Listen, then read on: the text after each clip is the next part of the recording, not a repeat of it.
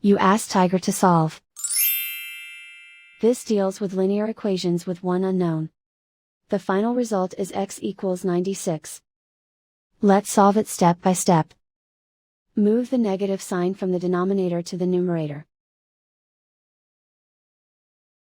Isolate the x. Multiply both sides by 8.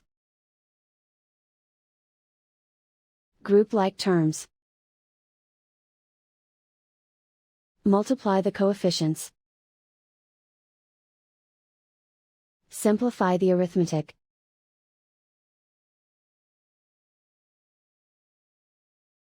Convert the x into a positive number. Multiply both sides by -1. Remove the ones. Simplify the arithmetic. And so the final result is x equals 96.